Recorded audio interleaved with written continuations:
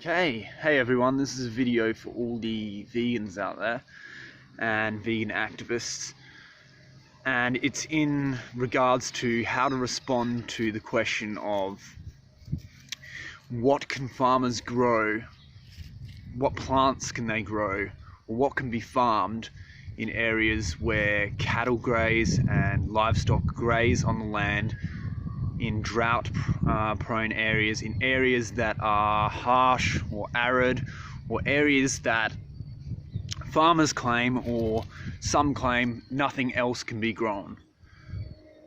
So their point is, what are we supposed to grow? A lot of the time farmers will make this point and they'll say, you know, we grow these plants, we grow, we can't grow anything here. We farm animals because we have no choice. This is the environment. You know, you tell us, what can we do instead? Well, there's a very simple answer. We have 29,800 species of plants or something in the world. We have plants which can survive on rocks, in Arctic environments, in arid environments, in outer space. We've sent plants into outer space that have survived.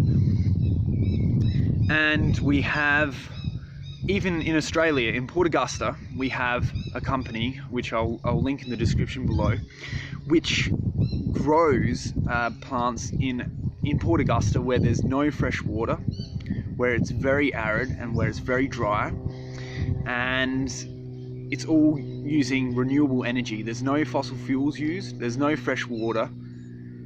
There's basically nothing there but flat land when they started. That's all they had. Yet they have tomatoes and all sorts of fresh vegetables and foods, plant foods, which they've grown there. And they use greenhouses and they create their own fresh water, and they use solar power and renewable energy in this process. So to say that there's nothing else that can be grown where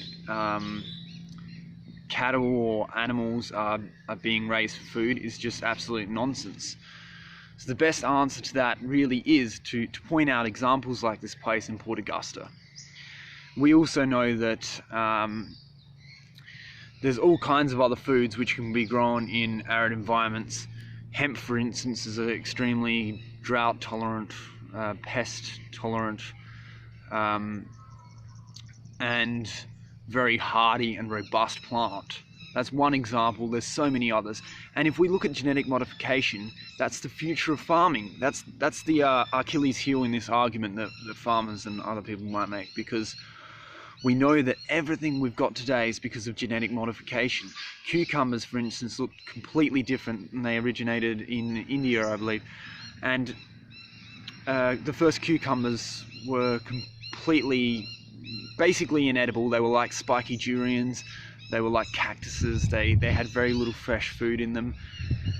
And yet now we have beautiful cucumbers which can grow to be mass produced and to be sold to many people around the world. That's one food. Every food we have today is basically thanks to genetic modification. And we've increased the size of plants, of foods, of fruits, of vegetables. We've increased the taste. We've improved most plants we have in almost every way because of genetic modification. And in the future we will be able to grow plants in environments that we previously thought was impossible. So whenever you get this question asked, point out that genetic modification of crops will allow plant foods to be grown in almost any environment in the future. Point out that there are already companies like this one, I think it's Suncorp or Sundrop or something, in Port Augusta, who use complete renewable energy, who have no fresh water where they grow their crops, who have lands which have been destroyed because of animal agriculture, because of overgrazing.